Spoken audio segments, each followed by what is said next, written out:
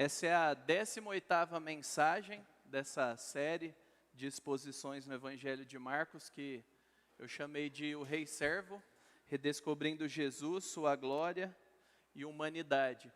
E o título da mensagem de hoje é O Reino Invade as Trevas. O reino invade as trevas. E nós vamos descobrir por quê.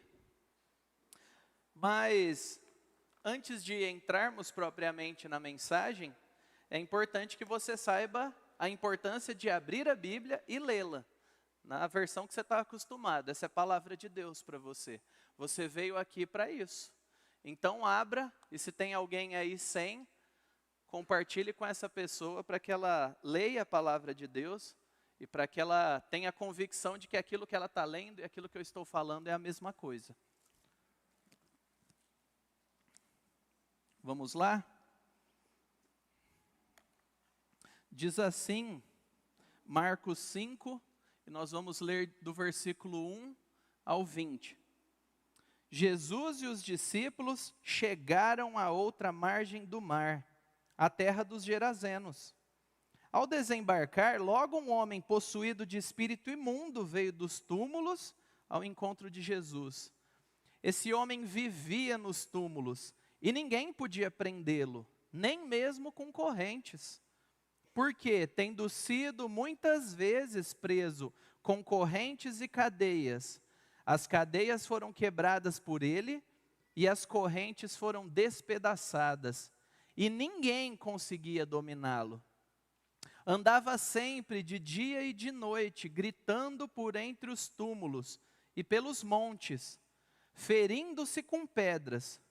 Quando de longe viu Jesus, correu e prostrou-se diante dele, gritando em alta voz: "O que você quer comigo, Jesus, Filho do Deus Altíssimo?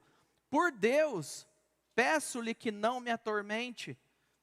Ele disse isso porque Jesus tinha dito a ele: "Espírito imundo, saia desse homem." Então Jesus lhe perguntou: "Qual é o seu nome?" Ele respondeu: "Legião é o meu nome, porque somos muitos." E pediu-lhe com insistência que não os mandasse para fora do país.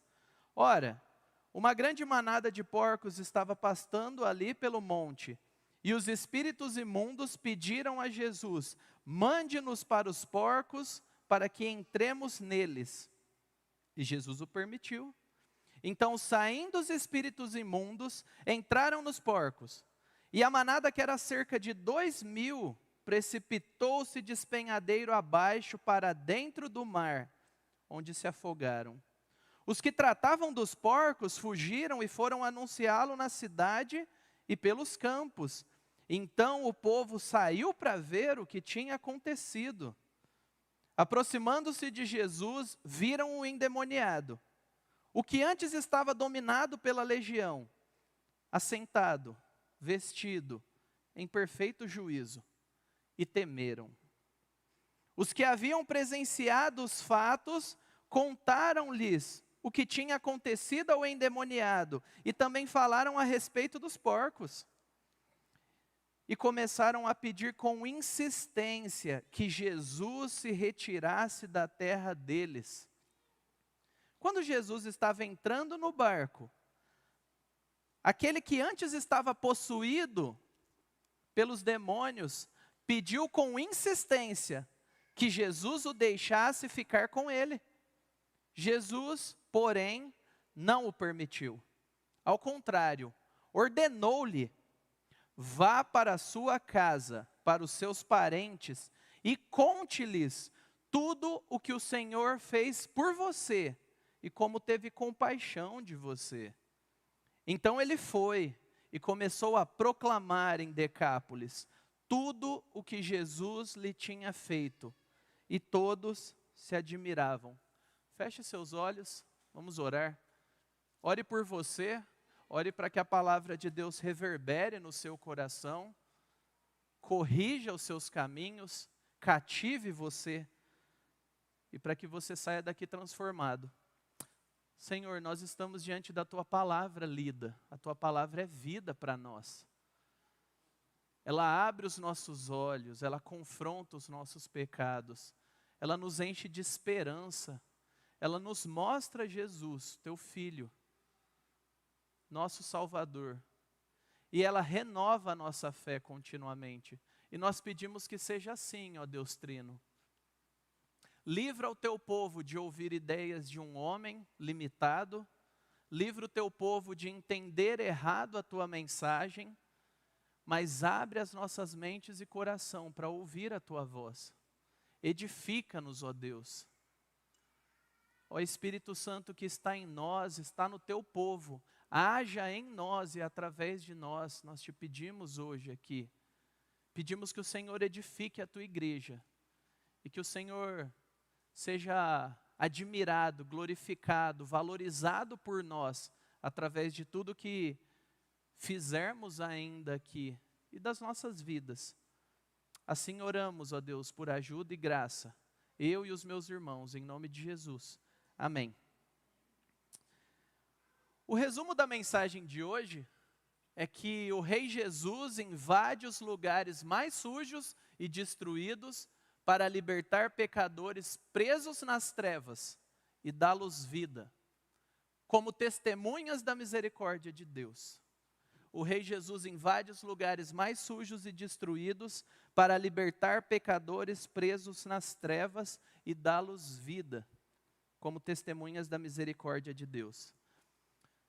Mas aí eu te pergunto, vamos refletir sobre uma situação. Imagina que aquele áudio sem pensar que você fez, criticando seu trabalho, sistemicamente ou objetivamente uma pessoa, fosse divulgado para os seus colegas. Isso seria bem ruim, só o seu setor ali. Agora, e se para piorar esse áudio fosse compartilhado no grupão da empresa? Sabe aquele grupo que está todo mundo, os diretores? Isso seria terrível, né? Você poderia ser cancelado, né? Nada de promoção, quem sabe até uma demissão. De repente, os olhos dos outros viram para você e você é um problema. Nada de almoçar junto, vamos, né? Excluir as amizades nas redes sociais, adeus LinkedIn, essa pessoa se tornou um problema. E isso reflete como somos e como a nossa sociedade reage. E nós somos parte disso, não se iluda que não. Nós somos parte disso, dessa cultura. A gente cancela no online, a gente ignora na vida real, se torna inacessível, não tenho mais tempo para você, não posso mais, né? Minha vida mudou. Mas a gente também atravessa a rua quando vê alguém que não é do nosso padrão e que talvez nos assuste, porque é um risco a nós. Seja lá quem for que está do outro lado da rua.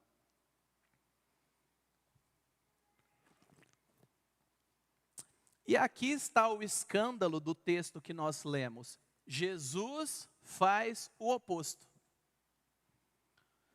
O Rei Jesus invade as trevas, ele não corre para longe do problema, ele vai em direção ao problema. Nós lemos no capítulo 4 de Marcos que ele atravessou o mar, e aqui ele pisa num cemitério. Ele encara aquele que todo mundo evita, aquela pessoa que não tem jeito mais. E nós vamos ver ao longo do texto que todas as pessoas têm uma reação a Jesus. Todas. Não existe indiferença, não há neutralidade. Nós vamos ver a reação dos demônios, nós vamos ver a reação dos cidadãos da cidade, e nós vamos ver a reação do homem liberto, que por incrível que pareça é a última narrada por Marcos. Mas a pergunta mais importante é, qual é a sua reação a Jesus? Como você tem reagido a Jesus aqui hoje? Como você tem reagido a Jesus na sua vida? E existe um cenário que é desenhado aí, que mostra para nós o contexto de quão ruim era toda aquela situação. Nos versículos de 1 a 5, Jesus chega, teve a tempestade no mar, mas eles chegaram lá, como ele disse que chegaria. Ele pisa e vem um homem possesso. Nas narrativas de Mateus e Lucas falam que eram 2. E isso não é uma grande contradição, porque há um em dois, a ênfase de Marcos aqui é nessa uma pessoa, ele não destacou o outro, e já dá todo o contexto de túmulo, de morte, de esse homem estar preso, de tentarem dominá-lo. E qual é essa cidade, qual é essa região? Ao atravessar, existe, vocês não vão ver, mas ali em cima, na parte superior, está lá, Mar da Galileia, e tem um círculozinho vermelho. Aquilo ali foi simplesmente uma pequena travessia, mas ao atravessar, eles estavam culturalmente em outro mundo. Eles saem do território dos judeus e vão para um território totalmente greco-romano. Os valores são diferentes, a estrutura é diferente, o pessoal é diferente. Aquela região fazia parte do território macro de Israel no passado, mas eles foram dominados e os romanos colocaram soldados romanos lá. Aqueles que não suportariam viver no meio dos judeus, com toda aquela bagagem dos judeus, iam para essa região aqui. Então é uma estrutura de Roma, é Roma fora de Roma. E eles estavam ali do lado dos judeus. Inclusive o estilo de vida deles era ofensivo para os judeus. E Jesus vai até lá, intencionalmente. E Marcos descreve enfaticamente alguns sinais de impureza que são intoleráveis para o judeu. Primeiro tem os túmulos. Judeu não pode tocar em cadáver, certo? Ele fica cerimonialmente impuro, é um trabalhão, atrapalha a vida. Além de não tocar em cadáver, eles não poderiam ter porcos, comer porcos, ter porcos no seu território. E aqui nós temos 2.000. Se 2.000 porcos é muito hoje, imagina naquele tempo, beleza? O termo porcaria vem daí, era uma porcaria, um conjunto de porcos bem grande. E por fim nós temos inclusive um espírito imundo, e nós vamos descobrir que mais de um. Ou seja, esse é um ambiente inóspito para alguém santo, para um judeu, para alguém que quer viver em pureza diante de Deus. Mas Jesus vai para lá, sem medo. E o termo grego aqui que mostra esse espírito imundo, né, pneumakatarton, esse imundo é muito forte. Não é assim, é um espírito que não é legal, sabe? Não é fantasminha camarada, coisas da época da nossa infância. É um demônio sujo, é mau, é ruim, é destrutivo, é desprezível. E esse espírito controla aquele homem para fazer o mal a ele mesmo e aos outros. É esse o tom dessa narrativa. E o homem está vindo dos túmulos. Ele mora entre os túmulos. Se você lembrar da Páscoa, algo que foi falado, Jesus é colocado num túmulo novo, numa rocha. E aqui era a cultura. Então ele ficava entre os túmulos, os corpos eram colocados em buracos nas rochas. Ele morava entre cadáveres. Isso diz para nós que ele estava numa espécie de morte em vida. Era esse o ambiente que esse homem vivia, isolado da sociedade. Naquele tempo, as pessoas faziam algo totalmente impensável de nós fazermos hoje. Excluía quem dava problema. Nós não fazemos isso hoje. Nós não fazemos isso na sociedade de maneira nenhuma. E Marcos martela 3 ninguéms. Ninguém prendia, ninguém dominava, ninguém ajudava aquele homem. Ele era alguém isolado. Ele era uma besta, uma fera selvagem. E quando ninguém dá conta do problema, naturalmente vai fazer o quê? Empurrar para longe. Espero que vocês tenham pego a ironia, né, que eu acabei de falar, porque nós fazemos isso ainda hoje. Como sociedade, às vezes como família, Deus nos livre como igreja. E talvez você já tenha sentido isso. Ser empurrado para longe, ser excluído do grupo, ou pior, criarem um grupo. É mais fácil criar um grupo novo que excluir alguém, né?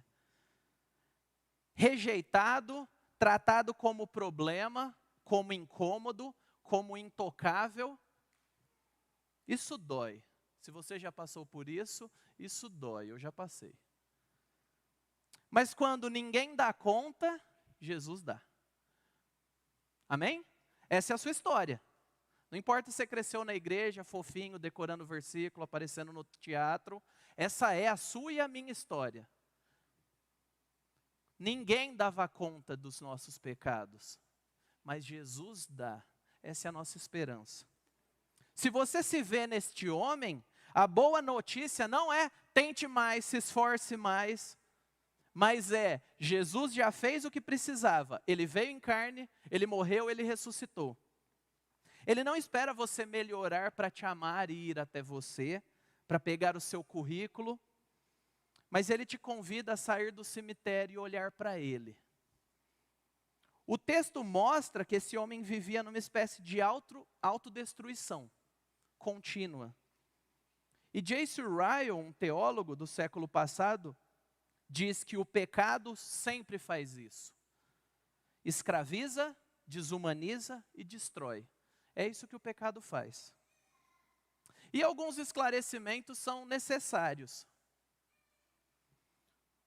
A Bíblia não apresenta os demônios como metáforas, tá bom? Não sei se você veio de alguma igreja ou está em alguma igreja que as pessoas não acreditam em demônios. A Bíblia é verdadeira sobre isso. Demônios não são metáforas, são anjos caídos reais, seres a serviço de Satanás e do mal. E sim, gente no Novo Testamento ficou endemoniada, de fato, diante de Jesus. E alguns davam sinais muito fáceis de identificar. Porém, nem todo endemoniado se manifesta, cai no chão, fica estribuchando, fazendo barulho. Ok? E só um lembrete para você. Satanás entra em Judas e ele fica quietinho, só vai vender Jesus. Ele poderia responder todas as perguntas teológicas sobre Jesus certinha. Mas ele foi e vendeu Jesus, estava endemoniado. E lembre, né, que há situações que o Evangelho diz que desdobramentos físicos, surdez, mudez, vieram como fruto de presença demoníaca. Mas nem toda surdez, cegueira, mudez vem de demônios. Não existe receita de bolo aqui, gente. A gente tem que ler a Bíblia e cada caso vai mostrando, a narrativa bíblica vai mostrando. Acima de tudo, nós precisamos tomar cuidado, porque há igrejas, há lugares, igrejas verdadeiras, ou lugares que se dizem igrejas, que não são, que ensinam que o demônio pode estar em tudo quanto é lugar, até na cadeira que você está. Então você tem que ungir os objetos. Aí pega o olhinho, unge carro, unge isso, unge aquilo, unge o currículo, manda, vai ficar bagunçado. Mas eles também ensinam que tem que repreender tudo. Vai repreendendo tudo. É demônio do desemprego, é demônio da doença, da obesidade, da avareza, do que quer que seja. Nós não cremos nisso, isso é besteira, isso é um desvio, isso não é bíblico. Mas tem gente que crê nisso e talvez está ao seu redor.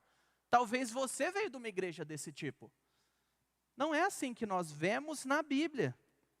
Nós devemos ter cuidado com dois extremos. Nem a superstição, tudo é demônio. Nossa, tudo é demônio. Ninguém é responsável por nada, né? Nenhum pecado é culpa de ninguém, é tudo demônio. Mas também devemos rejeitar o ceticismo. E aqui mora o nosso pecado. Nós somos tradicionais. Amém? É até difícil ser um glória a Deus. Nós somos tradicionais. O nosso problema é o ceticismo. Não. Há uma explicação claramente psicológica aqui, científica, seja lá o que isso signifique, para dizer qual é a origem disso. Não, há demônios, eles são reais, eles destroem vidas, eles atuam. Cuidado com o ceticismo. Nem tudo é falso. A maior parte do que aparece na televisão é falso, mas nem tudo é falso. Até porque alguém que finge estar com um demônio deve estar endemoniado para fazer uma coisa dessa. Mas nem toda manifestação é de origem espiritual. Às vezes são doenças. Eles achavam que quem tinha um ataque epilético estava com algum problema, e estava mesmo, mas não era espiritual. Existem doenças físicas, existem aflições mentais, existe bagunça dentro de nós, isso precisa de médico, de ajuda, de tratamento, de orientação pastoral, de oração. Mas existe batalha real também. E nós vemos ao longo da história da igreja, servos de Deus, que enfrentaram oposição. A boa notícia, se você é cristão, o cristão não pode ser possuído, amém? O Espírito Santo já preencheu o espaço, ele não vai embora, essa parte está resolvida. Colossenses 1,13. Ele nos libertou do poder das trevas e nos transportou para o reino do seu Filho amado. E não joga a gente fora, glória a Deus por isso. Agora, existe tentação, existe opressão, existem formas de ataques coordenados contra nós, e a gente precisa ter um pouco de sensibilidade de que isso é real.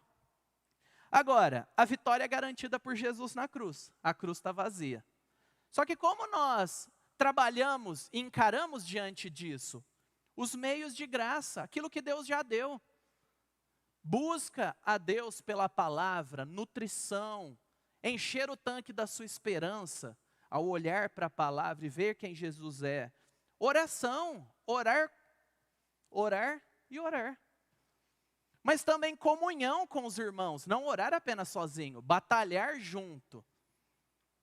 E se comprometer a obedecer, que é parte da nossa vida. Não é só ler e orar e ficar quieto. É ler e orar e fazer aquilo que a Bíblia orienta. Você não precisa viver com medo. Jesus já deu o caminho para nós. E a verdade segura é que demônios agem e oprimem, mas não são autônomos. Eles não governam e eles não fazem o que querem. Como nós vamos ver agora em algumas reações, eles estão na coleira da soberania de Deus.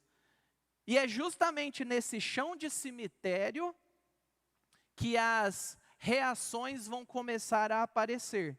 E a primeira reação a Jesus é dos próprios demônios, que veem ele de longe. Esse homem endemoniado vê Jesus, corre e se prostra. Talvez na sua tradução está escrito que ele o adorou. O que isso significa? No grego, proseknesen, ele se prostrou, é a melhor tradução. Ali não é adoração, no sentido que nós adoramos o nosso Deus aqui. Mas eles traduziram em algumas versões assim. O termo correto é prostrar. É a postura de alguém que reconhece alguém maior e se dobra. O joelho dobrado aqui não é por admiração e amor. É porque está vendo alguém que é muito mais forte, que pode pulverizar ele, e aí ele se dobra com medo. E aqui nós temos a declaração pela boca errada. Os discípulos perguntam, quem é esse? Eles já estavam com Jesus há um tempo. Mas os demônios afirmam claramente, na narrativa seguinte, esse é o Filho do Deus Altíssimo. A pergunta ficou no ar, eu falei na última mensagem. Versículo 41 do capítulo 4, quem que é esse? Aí os demônios respondem, esse é o Filho do Deus Altíssimo, discípulos. Eu vou ensinar para vocês, mesmo sem querer.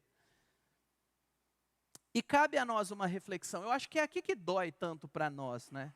Dá para saber a verdade na mente e continuar rebelde e desobediente, endurecido. Eu sei o que tem que fazer, mas eu não quero fazer, eu não dou o braço a torcer, eu não escuto, eu não ajo, eu não me rendo.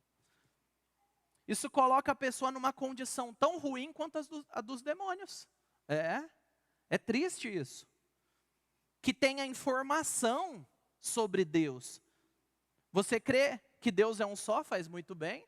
Até os demônios creem e tremem. O que eles não tinham, e muitas pessoas não têm, é arrependimento. É submissão, é obediência. E nós conhecemos pessoas que são assim. Talvez nós fomos pessoas assim.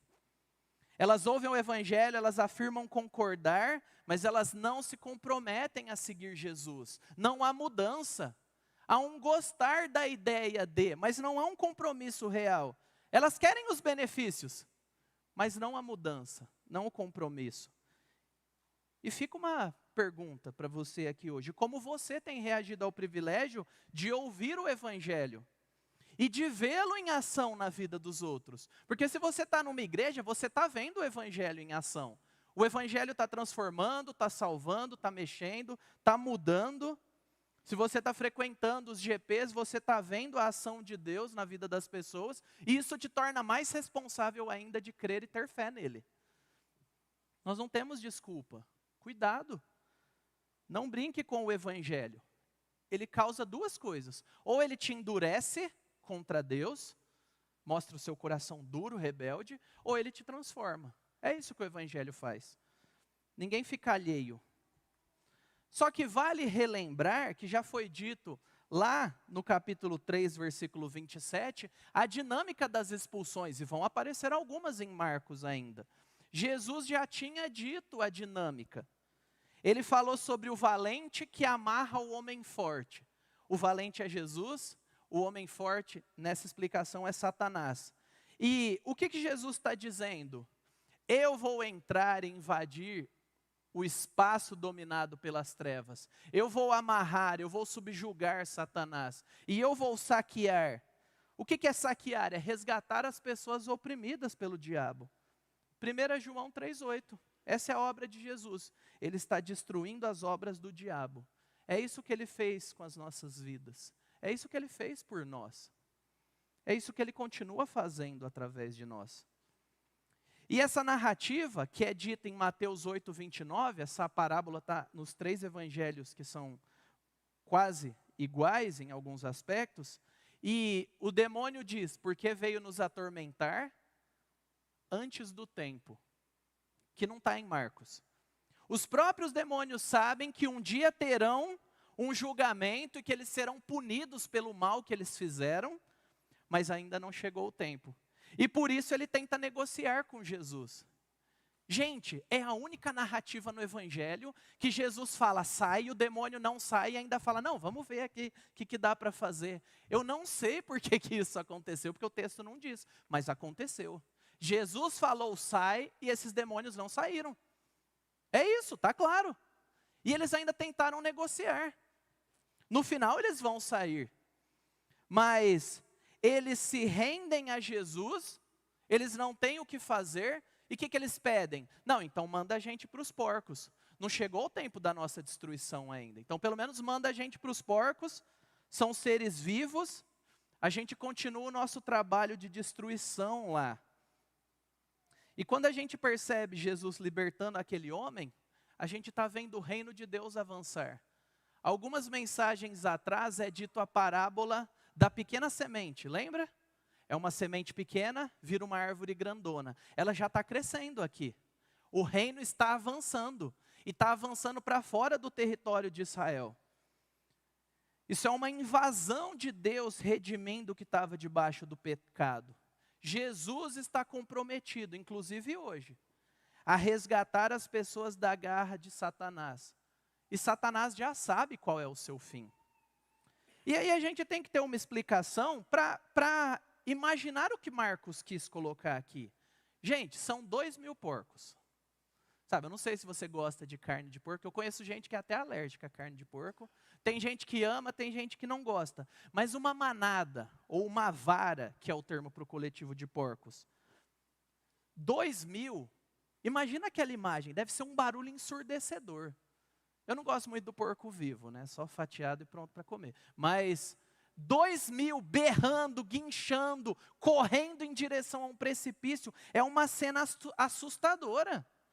Esse é o retrato visível que Jesus queria que ficasse na mente dos discípulos e daquelas pessoas. É isso que o pecado faz, é isso que eu estou vindo destruir. Essa é a imagem da destruição que o pecado causa. O porco só corre e cai. Mas aquele homem estava vivendo tudo aquilo, aos poucos, uma tortura lenta. É isso que aqueles demônios estavam fazendo com ele. E que fique o alerta para nós. O pecado nunca vem dizendo, oi, eu vim acabar com o seu casamento, com a sua família, com as suas finanças, com o seu futuro. O pecado nunca vai vir assim. Ele vai sempre vir bem vestido ou travestido. Ele vem com uma pessoa tão legal, bem-sucedida, falando, não, se te faz feliz, não deve ser pecado, não deve ser um problema. Deus quer ver você feliz. Se te faz feliz, não pode ser pecado. Ou, não, é só mais uma vez. Depois você vai parar, não se preocupa com isso agora. Ou nós pensamos, eu mereço um pouco de... Cuidado com como você completa essa frase. Eu mereço um pouco de... Cuidado. Que Deus te livre, que Deus nos livre do destino daqueles porcos. E agora nós vimos que quando o rei invade as trevas, os demônios reconhecem e temem, e são vencidos, amém? Só que Marcos muda o foco dos demônios para a reação daquela cidade. E a reação daquela cidade é pior do que a dos demônios, por incrível que pareça. Por quê? Porque quando aquelas pessoas que estavam cuidando dos porcos fogem, imagina, gente, provavelmente não era apenas um dono, era um conjunto de donos. Causou um prejuízo para a cidade. Aqueles caras falaram, o quê? Eu não vou assumir esse problema. E eles vão correndo para a cidade contar, aconteceu um problema, eu não tenho nada a ver com isso. Foi aquele homem lá que apareceu no barco com os 12. E aí todo volume da cidade, dos campos, vai até lá. E é um prejuízo real, financeiro, é uma perda que mexeria com qualquer um. É uma perda grande. E o que eles encontram? Eles encontram o que parecia impossível. O homem das cavernas, não sei se era esse o apelido dele, mas o homem das cavernas está sentado. Entenda a ideia de sentar aqui como está recuperado, está são. Ele não está andando e gritando como um doido, ele está são. Ele está vestido. Na narrativa de Mateus falava que ele andava nu. Para piorar tudo aquilo, ele estava nu. Agora ele está vestido. E ele está em perfeito juízo, como diz a Bíblia. Se você morou em cidades pequenas, né, assim como eu, ou em bairros de casas, que está ficando escasso agora, com tanto de prédio, você deve lembrar que todo bairro tinha um doido do bairro, né? Todo bairro tinha um doido, né? E esse doido do bairro, essa pessoa era a figura que causava problemas, assustava crianças, mas ao mesmo tempo era alguém que a gente tinha misericórdia, tinha pena. Como que a gente ajuda essa pessoa? Ela se deixa ajudar, o que a gente faz? Isso mexe. E essa é a cena. Aquele doido do bairro está curado, está são e está sentado lá com Jesus. Agora ele está tranquilo, ele está sóbrio, ele está em paz. E vamos pensar, qual que é a reação esperada que nós temos ao ler o texto? Pensa, esse pessoal viu algo incrível, é um milagre. Jesus fez esse milagre. Na Galileia, o pessoal tinha uma reação um pouco mais positiva. Os líderes religiosos não. Mas a reação que a gente esperava era abraço, lágrimas, alívio. O homem das cavernas foi curado, agora a gente pode enterrar o pessoal em paz. Gratidão. Pense que é provável que ele tinha parentes naquela cidade, amigos conhecidos. Mas Marcos diz a última palavra no final do versículo 15. E temeram. E temeram. Nós esperávamos que eles pedissem para Jesus ficar mais, curar mais. Negativo. A cidade vê esse milagre com desconfiança, com receio. O temor aqui não vira adoração, vira autoproteção. Eles têm medo e eles se ressentem com Jesus porque Jesus está mexendo no bolso deles. Jesus está mexendo no modo de vida deles. E é claro que o prejuízo material traz preocupação para todos em qualquer tempo. É claro, se mexeu no nosso sustento, nós nos preocupamos. Mas aqui o coração está sendo exposto daquelas pessoas. O apego material virou desculpa para expulsar Jesus. Isso é idolatria. Eles estavam diante do valor da vida daquele homem. Eles estavam diante de Jesus Cristo, uma pessoa ímpar. E eles desperdiçam a oportunidade. A reação deles, saia daqui. E pediram insistentemente. Eles pediram muito, saia daqui. E isso acontece sempre que o evangelho chega perto demais de algumas sociedades, inclusive da nossa.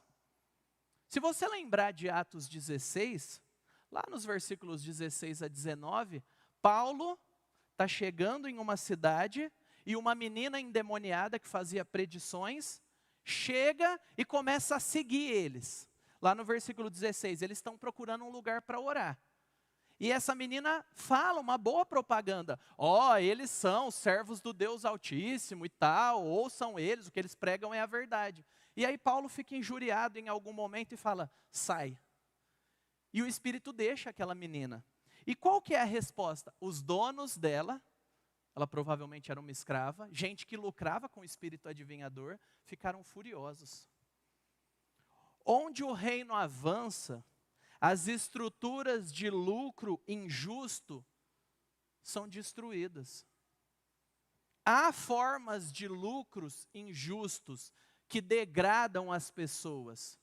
E elas precisam ser destruídas pelo Evangelho.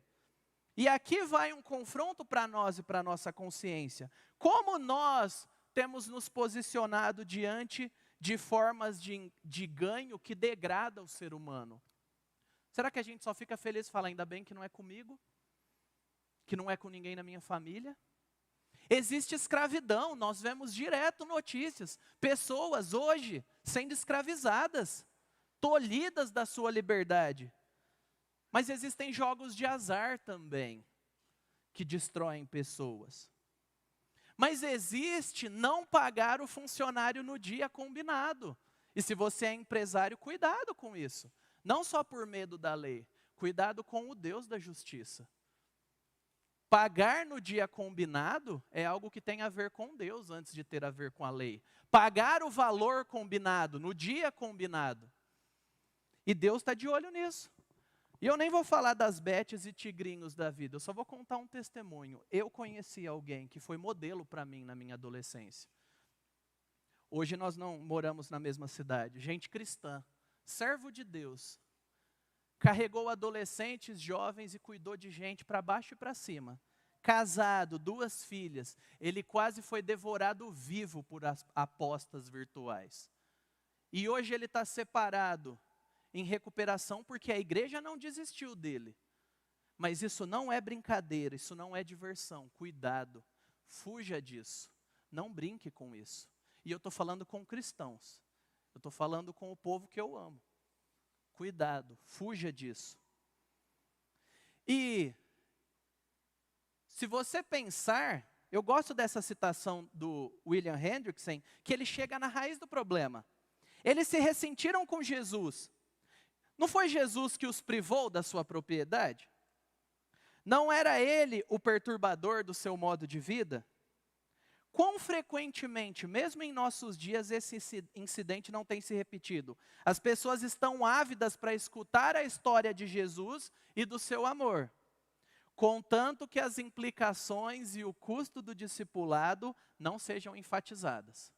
Ganhos máximos, responsabilidades mínimas. Eu quero o reino, eu não quero cobrança, eu não quero me adequar a nada. Isso é a realidade que a gente vive.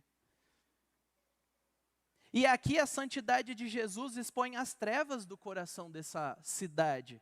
João 3,19 já disse, grave o 16, mas grave o 19 também. A luz veio ao mundo, mas os homens amaram mais as trevas. É isso que está acontecendo. Eles toleravam as trevas, mas não suportaram a luz de Jesus. E como o R.C. Sproul disse, a santidade provoca ódio.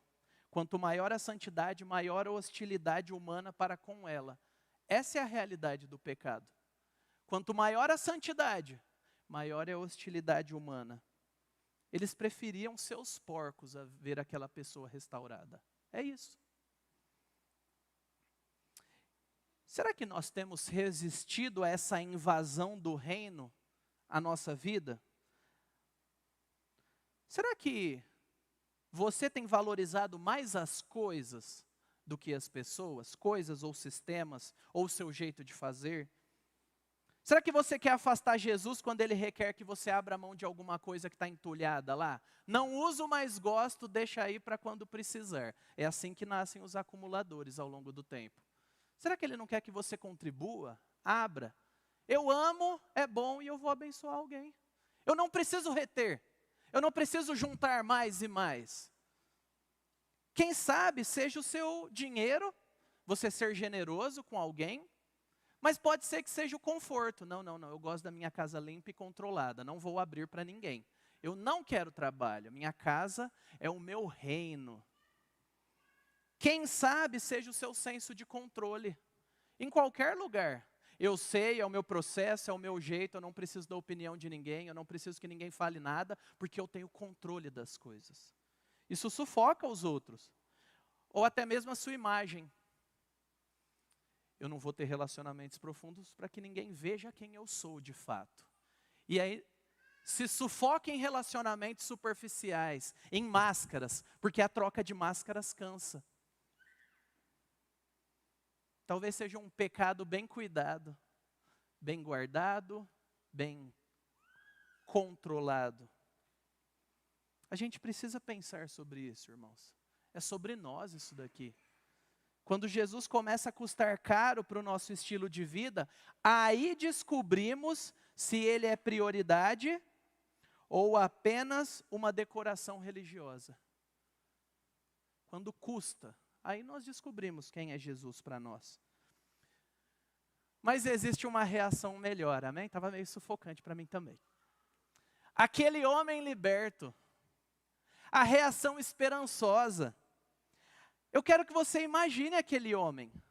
Olha o que o texto diz, sentado, porque agora ele encontrou descanso em Jesus. Vestido, antes ele estava nu, exposto. Agora ele tem a sua dignidade restaurada. E ele está em perfeito juízo, acabou o desespero. Ele está sóbrio, ele está em paz. Jesus não deu um remédio, não deu uma cesta, não deu uma oferta e mandou embora. Jesus deu a vida por esse homem e deu a vida para esse homem. No barco, Jesus trouxe calmaria para o mar. Aqui ele traz para uma alma. E eu quero que você relembre de onde ele te tirou, cristão. Você que é salvo, cristão, que está aqui hoje, da onde ele te tirou? Lembra, faz o esforço, lembra quem você era e como você se sentia. Lembra do que você fazia. O que ele atravessou para ir até você. Quantas pessoas foram usadas para ele chegar em você. Quanta paciência ele teve com você. Comigo foi muita, muita gente. Até hoje. Resgatando e não abandonando. Lembre, isso é saudável para você e para a sua fé. Porque por meio disso, Deus fez alguém ser transformado. E Ele criou um missionário improvável. Essa é a pessoa que você não espera que vai se tornar um missionário. Jesus começa a pisar no barco para ir embora e aquele homem, eu quero ir com o Senhor. Deixe-me ir junto. Lembra tudo que ele viveu, desprezo, dor, medo. Agora ele foi restaurado. Eu acredito que provavelmente ele foi abraçado. Minha liberdade interpretativa aqui, você não precisa crer. Abraçado por Jesus. Agora pensa, a roupa não surgiu no vácuo. E os discípulos não eram ricos. Imagina Jesus falando, ô fulano, ô Judas, né? Judas, vamos pegar Judas. Pega aquela sua roupa sobrando. Ô Simão, Pedro, pega aquela outra roupa, vamos vestir o nosso irmão aqui. Imagina que coisa bonita, gente.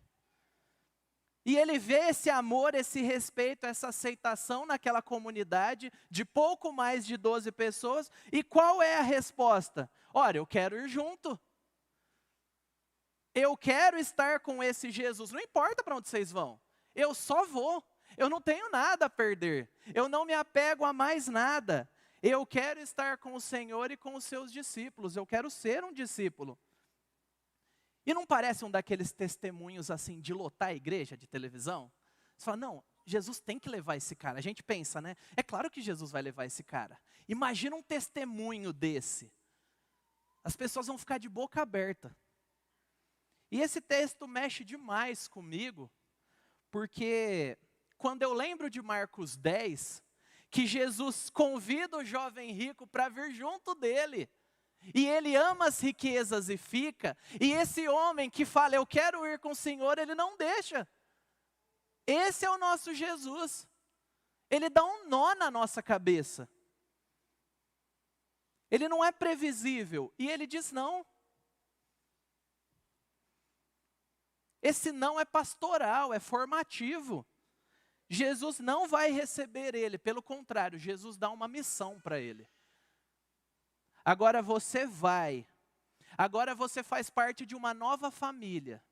E você volta para a sua antiga família e leva essa esperança que eu te dei.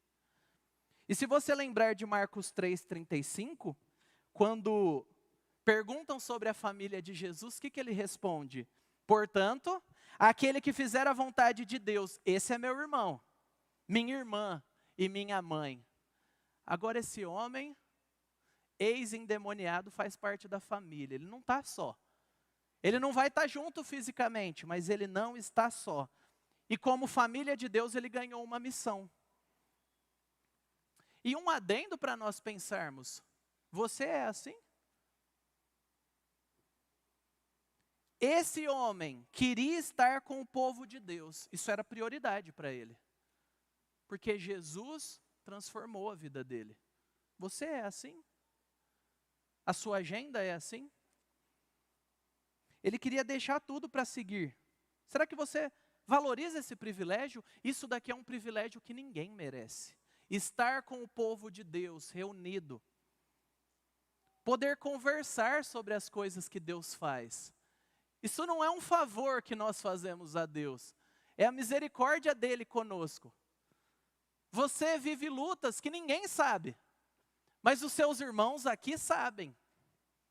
E é um presente que Deus te deu, uma comunidade, uma família. Você valoriza isso?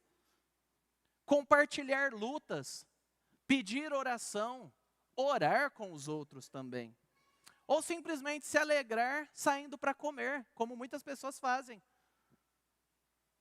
O pessoal no domingo se junta, vira e mexe e vai comer em algum lugar. Não espere, faça. Quem sabe pode ser você hoje, chamando alguém. Isso é um privilégio. Fazendo churrasco, gente. Churrasco é uma coisa maravilhosa. Eu amo churrasco. Espero que alguns de vocês amem também. Mas melhor do que a carne assada ou qualquer coisa é a presença do povo de Deus, que torna tudo melhor. Isso é um privilégio para nós. A vida que foi transformada pelo Evangelho vai querer estar sempre com quem também foi transformado pelo Evangelho. Essa é a realidade. Nós procuramos os iguais. Mas o rei diz não. Vá para a sua casa, vá para os seus. A missão começa no lugar mais difícil. E eu sei que foi difícil com alguns de vocês também.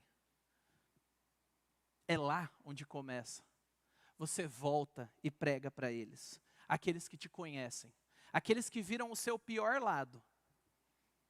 Os comentários, conheço você desde quando você estava nas fraldas. E você vem me falar sobre Deus, sobre alguma coisa? Quem é você? É lá que a coisa acontece. E é lá que Jesus nos manda. Mostre a mudança que eu causei na sua vida lá. Vai lá. E eu quero te encorajar se você está cansado. Mas eu estou indo para minha casa, Mário, faz tempo, faz anos. Continue indo. Continue crendo. Insista no ânimo. Mas faça com sabedoria. Peça a Deus a melhor estratégia. Respire fundo, se canse, lamente e volte a levar o Evangelho para os seus. Porque o Evangelho é o poder de Deus para a salvação. Amém? É o único caminho. E o cancelado virou missionário. E ele obedeceu, como é dito no versículo 20. Ele obedeceu. E ele foi por uma região grande. Ele falou o que o Senhor Jesus havia feito. E ele causava espanto em todos. E note, Jesus, ele acolhe o pedido daquelas pessoas da cidade endurecidas. Vocês querem que eu vá embora? Eu vou. Mas ele deixa um missionário para trás. Vocês não vão se livrar de mim. E espera um pouquinho, que daqui a pouco vai chegar mais gente. Eu não vou abrir mão de vocês. Até aqueles que são duros contra Jesus, Jesus não reage jogando eles fora. Logo mais ele mandaria mais pessoas para pregarem para eles. Ele não deixou a cidade incrédula na sua própria destruição. Jesus não te salvou e não me salvou para nos esconder colocar em um cofre e proteger. Ele nos salvou para nos enviar de volta ao mundo. Como luz, como emblema da graça. E como nós temos agido como igreja? Você tem obedecido ao mandamento de fazer discípulos? Ou você está indiferente? Meu negócio são os meus planos, os meus projetos, as minhas bênçãos, as minhas lutas, as minhas doenças, os meus interesses, os meus dilemas. Tudo eu. Nós estamos aqui para nos encorajar a algo melhor. E a pergunta é, você tem alegria em Jesus? Quanto das nossas conversas mostram que Jesus é bom, é admirável, é digno de confiança? Isso é um diagnóstico. De tudo que a gente fala, posta, compartilha, quanto? Será que ele é um tesouro para nós?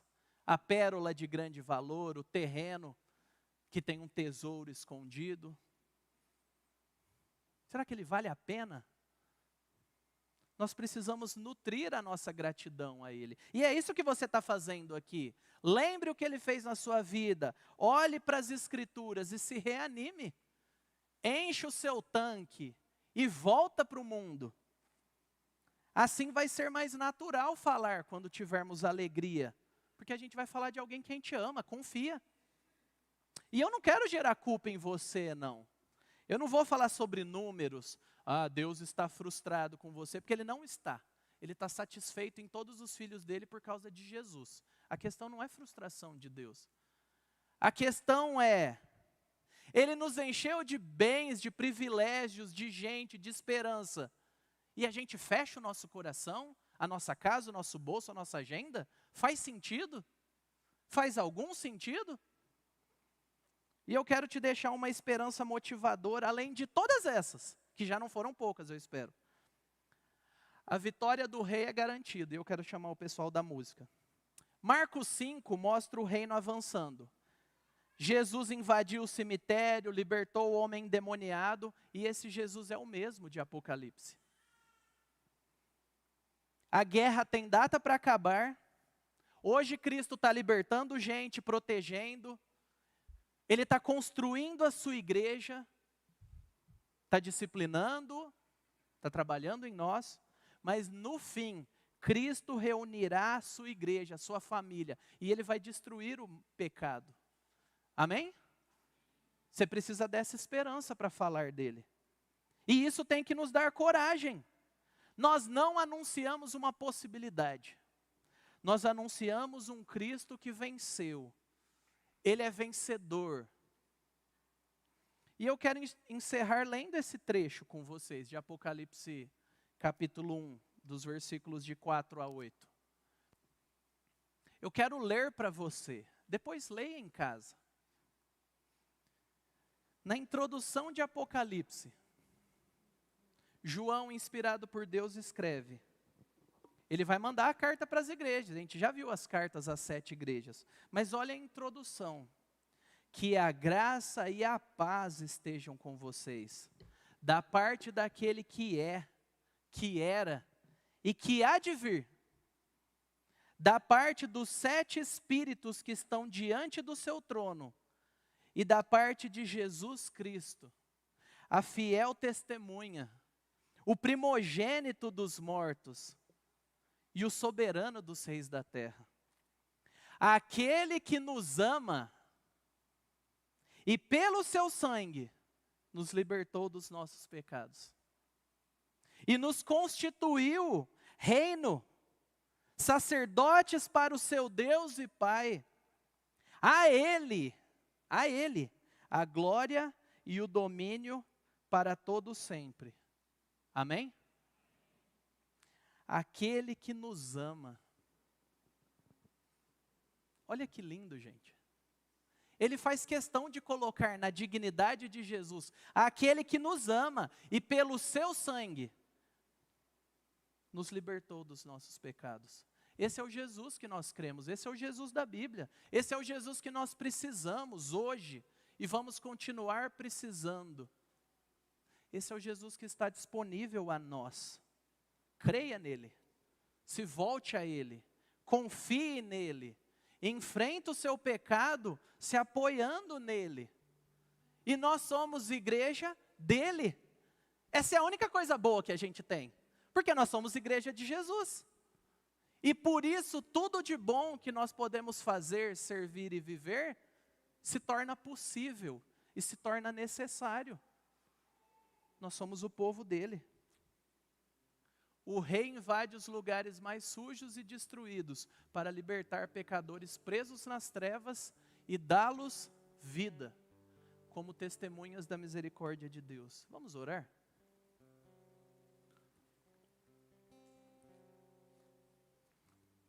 Senhor, nós estamos diante de Ti, encorajados pela Tua palavra. O Senhor é grande, o Senhor é digno e belo. O Senhor é tudo o que precisamos, ó Deus. Nós Te louvamos, ó Deus Filho, porque o Senhor nos amou e derramou o Seu sangue para mostrar isso e nos garantir que nós pertencemos à Sua família. Anime os meus irmãos aqui, ó Deus. Converta pessoas que têm se mantido endurecidas, cegadas pelo seu próprio pecado. Salve pessoas, ó Deus, nos use para isso, mas nos ajude a viver esse amor real e verdadeiro que o Senhor tem por nós e que precisa se expressar na vida dos outros. Anima-nos, ó Deus, discipline-nos, ó Deus, para que amemos mais ao Senhor e nos encha de esperança do Teu Espírito, nos conduza como Seu povo em vitória sobre o pecado, em vitória sobre o comodismo, sobre o egoísmo, sobre a soberba, e não nos deixe andar sós, e nem isolarmos outras pessoas. Nos ajude a sermos amigos, agregadores, servos, gente que ama ao Senhor e o seu povo. É o que eu peço por mim e pela Tua igreja.